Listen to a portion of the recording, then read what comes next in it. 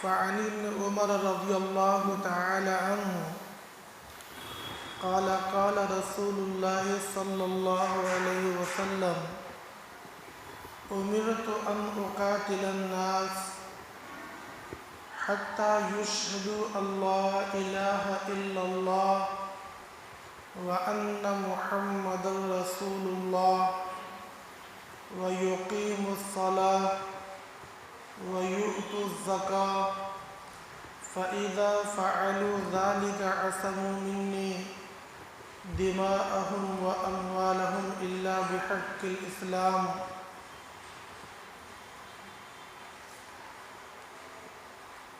أو كما قال النبي صلى الله عليه وسلم وقال وحسابهم على الله او کما قال النبی صلی اللہ علیہ وسلم۔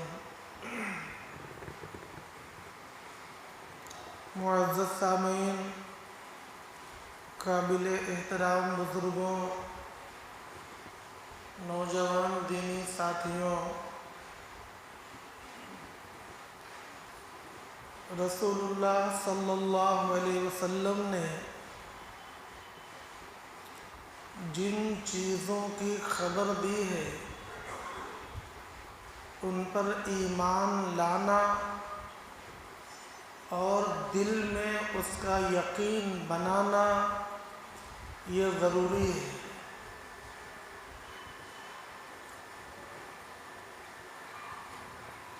جن چیزوں کی آپ نے تعلیم دی ہے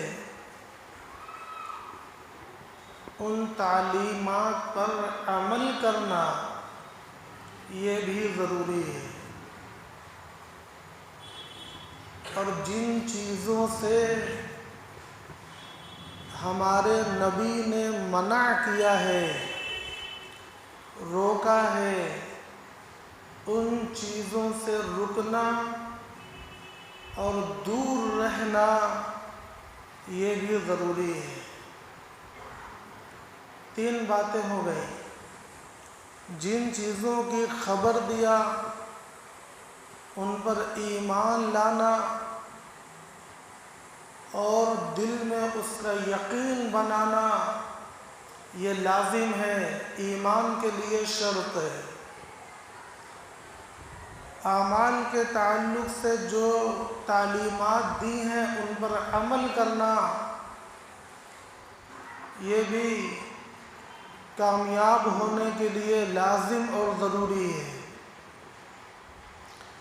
جن چیزوں سے منع کیا ان سے رک جانا اور باز رہنا یہ ہم مسلمانوں کے لیے ضروری ہے۔ کامیابی اللہ رب العزت نے اسی چیز کے اندر رکھی ہے۔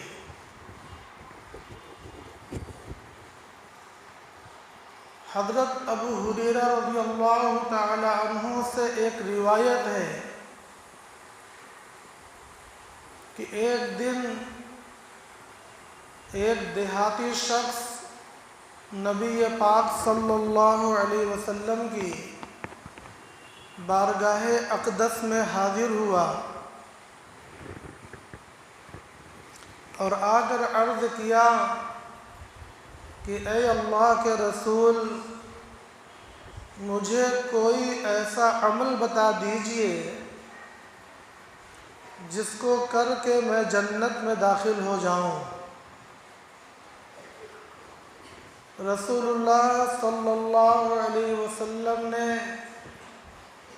اس کو جو جواب دیا وہ سماعت فرمائیے۔ فرمایا تعبد اللہ ولا تشرک باللہ شیئا۔ وہ عمل پوچھ رہا ہے جنت میں داخل ہونے کا، تو جواب میں ارشاد فرمایا کہ اللہ کی عبادت کرو اور اس کے ساتھ کسی کو شریک مت ٹھہراؤ۔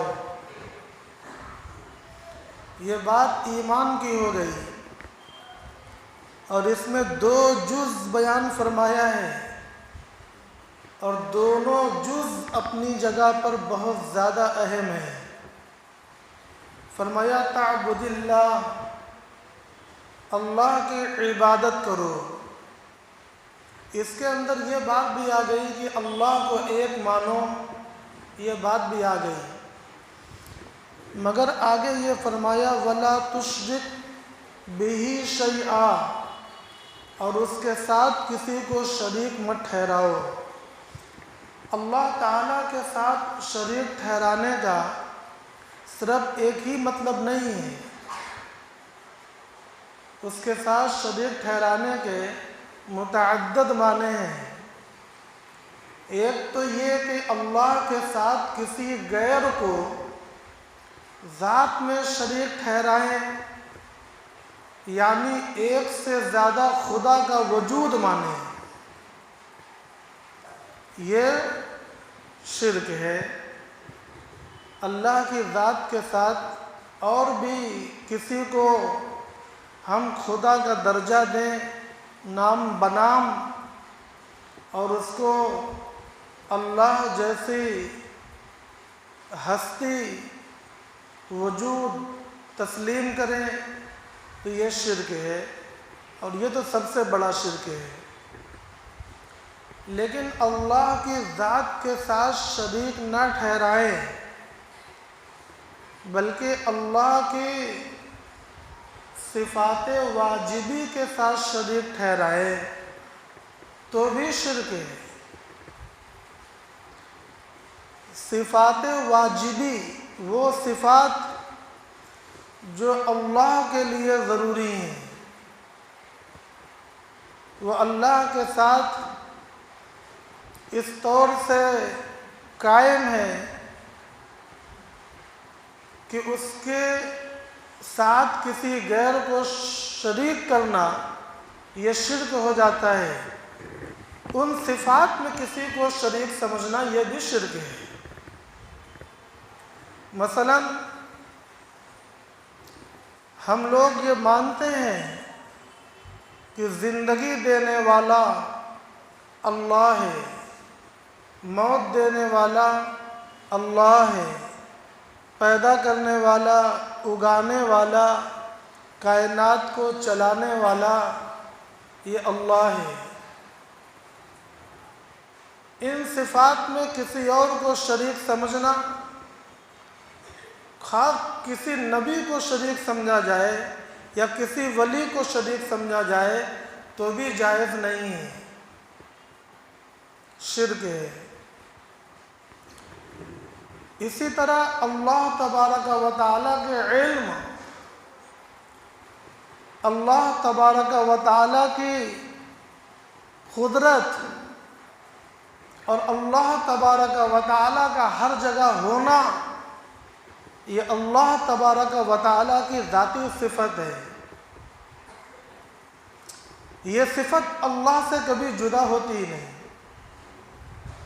ہم لوگ کسی چیز سے قریب اور دور ہونے میں کچھ چیزوں کے محتاج ہیں، مثلا وقت کے محتاج ہیں، جو مسافت ہے اس کے محتاج ہیں۔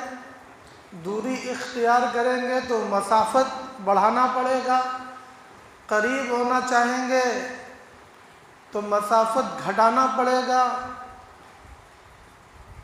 مگر اللہ تبارک و تعالیٰ ان چیزوں سے منزہ اور پاک ہے۔ کسی چیز سے ان کے قربت ذاتی ہے، اس کو کسی عرض کی ضرورت نہیں ہے۔ شاید کچھ الفاظ سمجھ میں نہ آئے۔ اسی طریقے سے اللہ تبارک و تعالیٰ کی قدرت، ارادہ اور مشیت یہ اللہ کا ذاتی ہے۔ اسی طریقے سے علم اللہ کا ذاتی ہے۔ اس کے لیے اللہ کسی آلے کا، کسی سبب کا، کسی عرض کا محتاج نہیں ہے۔ اور اللہ کے سوا جتنی بھی مخلوق ہے، چاہے وہ اشرف المخلوقات ہو جیسے ملائکہ اور انبیاء، یا اشرف المخلوقات کے علاوہ مقربین بارگاہ خدا ہوں جیسے اولیاء اللہ، کوئی بھی اللہ تبارک و تعالیٰ کی کسی بھی صفات واجبی میں ہرگز ادنا درجے کا بھی شریک نہیں ہے، اور شریک ماننا اور سمجھنا یہ شرک ہے، یہ شرک ہے۔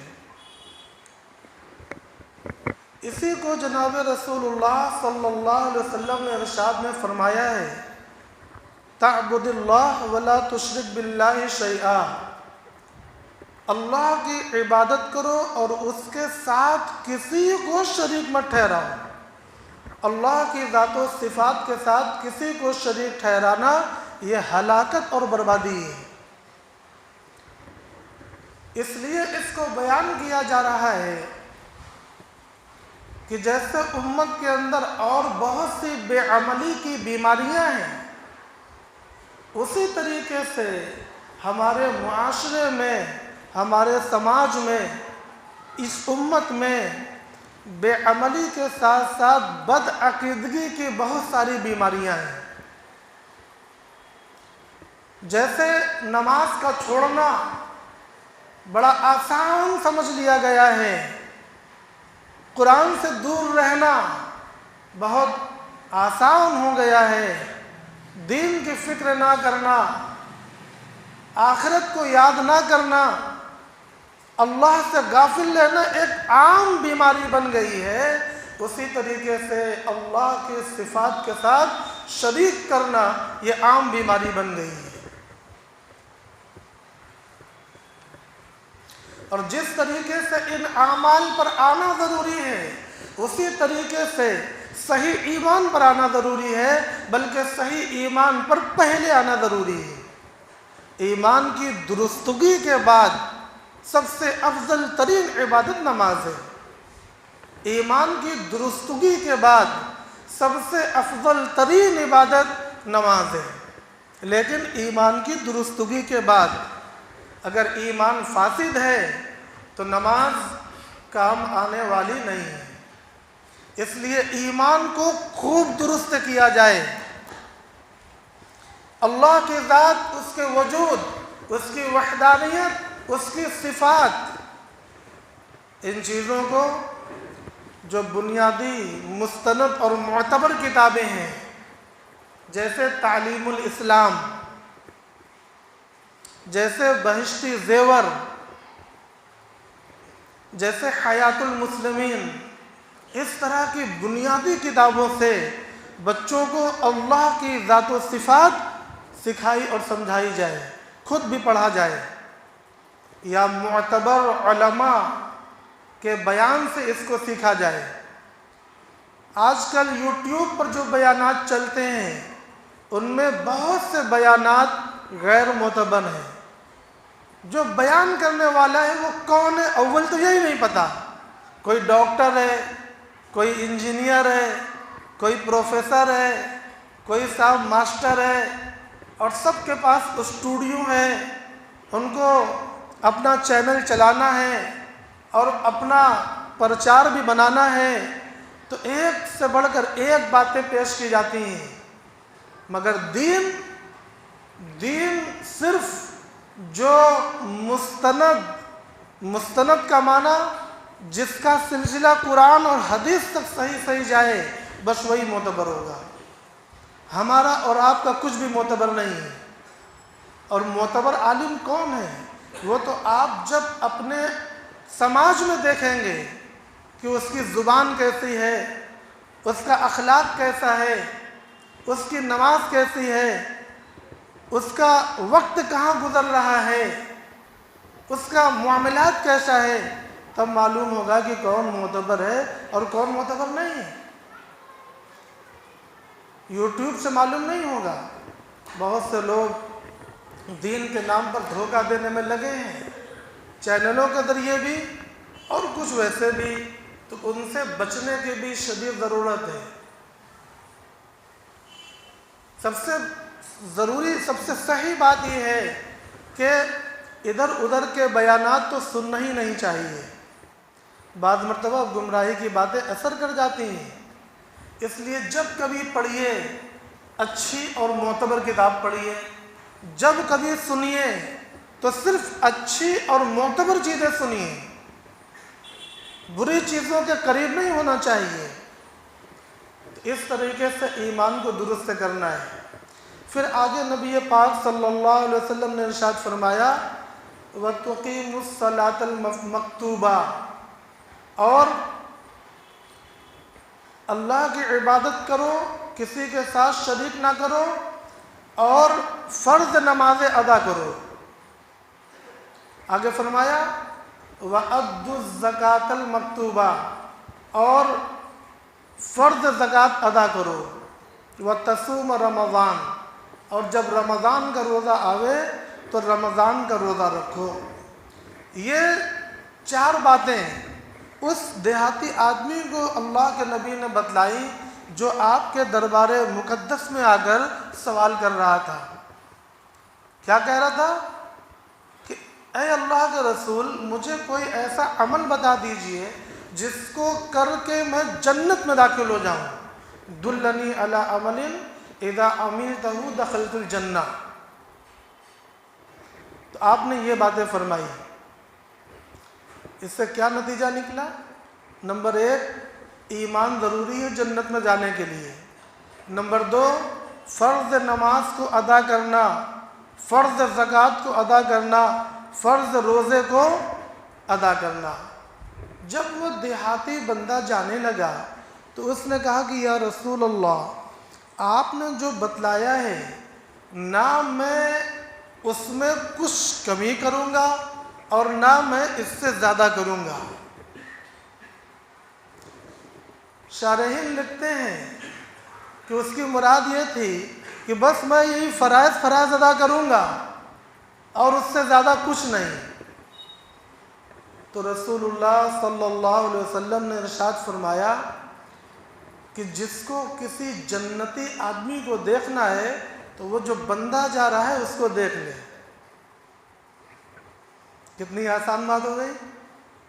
اگر کوئی صرف اچھے طریقے سے فرض کو بھی ادا کر رہا ہے تو وہ کامیاب ہے، وہ کامیاب ہے۔ البتہ یہ ہے کہ اس نے ایک وعدہ کیا کہ میں فرائض میں کمی نہیں کروں گا۔ اب وہ کس طرح اس وعدے کو پورا کرے گا ہما شما کے لیے سمجھنا ذرا مشکل ہے، لیکن جو اہل بصیرت، اہل نور ہیں، ان کے لیے سمجھنا مشکل نہیں ہے۔ جس کو رسول اللہ صلی اللہ علیہ وسلم کی صحبت حاصل ہو گئی تو اس کے دل کی کیفیت فوراً یوں ہو جاتی تھی کہ وہ جب نماز پڑھتا تھا تو اس کو ایسا لگتا تھا گویا وہ اللہ کے سامنے کھڑا ہو کر نماز پڑھ رہا ہے۔ ان تعبد اللہ کأنک تراہ۔ اور ہم جب نماز پڑھتے ہیں تو اسی میں ساری بھولی چیزیں یاد کر لیتے ہیں۔ بعض مرتبہ کئی رکعت گزر جاتی ہے، میں سچ بول رہا ہوں، کئی رکعت گزر جاتی ہے اور کچھ سمجھ میں نہیں آتا کہ امام نے پہلی رکعت میں کیا پڑھا تھا اور دوسری رکعت میں کیا پڑھا تھا۔ آج بھی یہ حالات ہوتے ہیں، مگر پہلے سے فرق بھی ہے کہ انتباہ بھی ہوتا ہے تو توجہ دینے سے فرق پڑے گا۔ مگر صحابہ کرام رضی اللہ عنہم اجمعین کے حالات ہم سے لاکھوں نہیں کروڑوں گنا زیادہ اونچے تھے، اس لیے ہر چیز کو ان پر قیاس مت کر لیجئے، وہ بہت اونچا مقیاس علیہ ہے۔ میں نے جو حدیث شریف آپ کے سامنے پڑھی اس کا ترجمہ کیا جاتا ہے۔ حضرت عبداللہ بن عمر رضی اللہ تعالیٰ عنہ کی روایت ہے، آپ فرماتے ہیں کہ رسول اللہ صلی اللہ علیہ وسلم نے ارشاد فرمایا امرت ان اقاتل الناس، مجھ کو حکم دیا گیا ہے کہ میں لوگوں سے جنگ کروں۔ حکم کون دے گا؟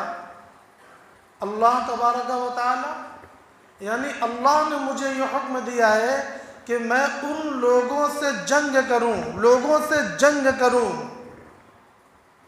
حتی یشہدوا اللہ الہ الا اللہ وان محمد رسول اللہ، یہاں تک کہ لوگ اس بات کی مجھے گواہی دیں کہ لا الہ الا اللہ محمد رسول اللہ، گواہی دیں لوگ۔ یہاں بھی ایک نکتہ میں بیان کرتا چلوں، یہ جو گواہی ہوتی ہے یہ زبان سے ہوتی ہے، دل کے عمل کا نام گواہی نہیں ہے، دل کے عمل کا نام تصدیق قلبی ہے۔ تو ایمان جو ہوتا ہے اصل تو اس میں تصدیق قلبی ہے، لیکن زبان سے اقرار کرنا یہ شرط ہے، زبان سے اقرار کرنا یہ شرط ہے۔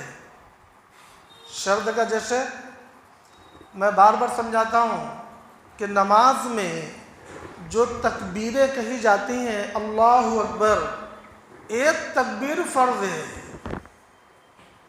اور باقی تکبیر سنت ہے۔ اگر فرض چھوٹ جائے تو نماز ادا ہوگی؟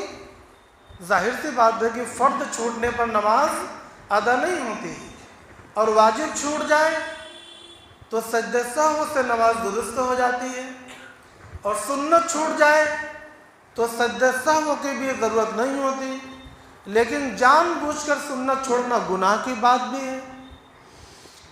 تو جو پہلی تکبیر ہے نماز میں داخل ہونے کے لیے، یہ تکبیر تحریمہ ہے، اور یہ تکبیر کہنا فرض ہے، سوچنا نہیں۔ یہ تکبیر منہ سے زبان سے کہنا فرض ہے۔ لہذا اگر کوئی جھٹکے میں آیا اور اس نے ہاتھ اٹھایا اور نیت باندھی مگر غفلت کی وجہ سے زبان سے اللہ اکبر نہیں کہا تو اس کی نماز شروع ہی نہیں ہوئی۔ جب نماز شروع نہیں ہوئی تو ہوگی کیسے؟ نماز ہوگی ہی نہیں۔ لہذا یہ پہلی والی تکبیر کے بارے میں یاد رکھیے، یہ تکبیر تحریمہ، اس کو منہ سے زبان سے ادا کرنا فرض ہے، باقی جتنی تکبیر ہے وہ سب کے سب سنت ہے۔ اور زبان سے السلام علیکم ورحمۃ اللہ وبرکاتہ کہنا یہ واجب ہے۔ تو جس طریقے سے یہاں پر زبان کی شرط لگی ہے، اسی طریقے سے اسلام کا اظہار کرنے کے لیے کلمہ لا الہ الا اللہ کا اقرار کرنا زبان سے شرط ہے۔ اسی حدیث شریف سے یہ مسئلہ نکلا ہے۔ آگے فرمایا وَتُقِيمُ الصَّلَاةَ، اس دیہاتی سے کہا وَتُقِيمُ الصَّلَاةَ، اور نماز کو قائم کرو۔ تو دیکھیے اس نے کیا پوچھا تھا؟ نہیں، یہ تو دوسری بات ہوئی۔ یہ فرمایا کہ مجھے حکم دیا گیا کہ میں جنگ کروں، یہاں تک کہ لوگ گواہی دیں کہ اللہ کے سوا کوئی عبادت کے لائق نہیں اور محمد صلی اللہ علیہ وسلم اللہ کے رسول ہیں، اور وہ نماز قائم کریں اور وہ زکوٰۃ ادا کریں۔ تین چیزیں بیان فرمائی، ان میں سے ایک بھی چیز کم ہوئی تو اللہ کے نبی کو یہ حکم ہے کہ آپ جائیں اور ان سے جنگ کریں۔ ان تینوں میں سے ایک چیز بھی غائب ہوئی تو اللہ کے نبی کو یہ حکم ملا ہے کہ آپ ان کے پاس جائیں اور جا کر جنگ کریں اور تلوار سے ان کو اس بات پر مجبور کریں کہ وہ ان تینوں کاموں کو کریں، ان تینوں کاموں کو کریں۔ آج نماز کا چھوڑنا کتنی معمولی چیز سمجھ لیا گیا ہے، تھوڑی تھوڑی بات میں اور تھوڑی تھوڑی لاپرواہی میں نمازوں کو چھوڑنا عام ہو گیا ہے۔ نہ جانے زکوٰۃ کا کیا حال ہو۔ جب نبی پاک صلی اللہ علیہ وسلم دنیا سے پردہ فرما گئے، فوراً ابھی نبی پاک صلی اللہ علیہ وسلم کا جنازہ مبارک موجود ہے، ابھی حجرہ مقدسہ میں موجود ہے۔ عرب کے اندر وبا پھوٹ پڑی، فتنہ پھوٹ پڑا۔ وہ فتنہ کیا تھا؟ ارتداد کا فتنہ، اسلام سے پلٹنے کا فتنہ۔ بہت سے لوگ اسلام سے پلٹنے کی آواز اٹھا بیٹھے۔ وہ آوازیں بھی مختلف قسم کی تھی۔ ان میں کچھ لوگ ایسے تھے جو یہ کہتے تھے کہ ہم اسلام سے نہیں پلٹے، ہم آج بھی مسلمان ہیں مگر زکوٰۃ نہیں دیں گے۔ زکوٰۃ ہم رسول اللہ صلی اللہ علیہ وسلم کو دیتے تھے اور وہ ہم پر صلوات بھیجتے تھے۔ اب رسول اللہ نہیں ہے لہذا وہ صلوات نہیں بھیجیں گے، لہذا ہم زکوٰۃ بھی نہیں دیں گے۔ یہ بھی ایک مسئلہ اٹھا۔ صحابہ کرام بہت پریشان ہوئے۔ حضرت ابو بکر صدیق رضی اللہ تعالیٰ عنہ تنہا، پورے صحابہ میں تنہا ایک ایسے صحابی تھے جنہوں نے یہ فیصلہ لیا کہ جو لوگ زکوٰۃ کی ایک رسی بھی دینے سے انکار کریں گے تو ان سے جنگ کی جائے گی۔ صحابہ کرام کو اعتراض ہوا۔ خود حضرت عمر رضی اللہ تعالیٰ عنہ نے، دیگر بڑے بڑے صحابہ سامنے آئے اور کہنے لگے کہ اے ابو بکر صدیق، آپ ان لوگوں سے کیسے جنگ کریں گے جو لوگ ایمان والے ہیں، نماز پڑھتے ہیں، ان کا قبلہ اور ذبیحہ ہمارا قبلہ اور ذبیحہ ہے، آپ ان سے کیسے جنگ کریں گے؟ تب ابو بکر صدیق رضی اللہ تعالیٰ عنہ نے علم کا ایک دروازہ کھولا اور یہ حدیث شریف پڑھی کہ اللہ کے نبی نے یہ فرمایا ہے کہ میں جنگ کروں گا یہاں تک کہ وہ لوگ گواہی دیں اور نماز قائم کریں اور زکوٰۃ دیں۔ یہ لوگ زکوٰۃ دینے سے رک رہے ہیں، اس لیے ہم لوگ ان سے جنگ کریں گے۔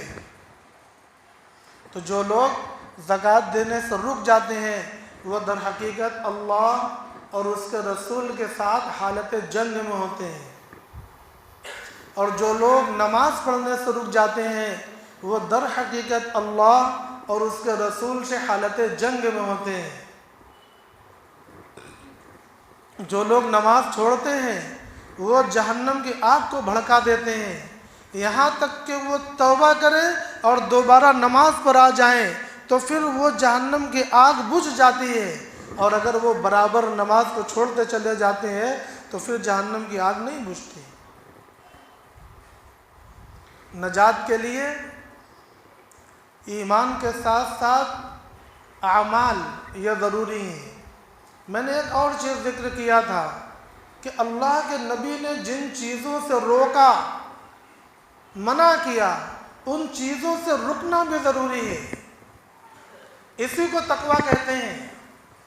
ابھی تک ایمان کا بیان تھا اور عبادات کا بیان تھا، تقویٰ کا بیان اب آیا۔ تقویٰ کسے کہتے ہیں؟ ایمان کے درست کر لینے کے بعد اور یہ جو عبادتیں ہیں ان عبادتوں پر آ جانے کے بعد بچنا، پرہیز کرنا، کن چیزوں سے؟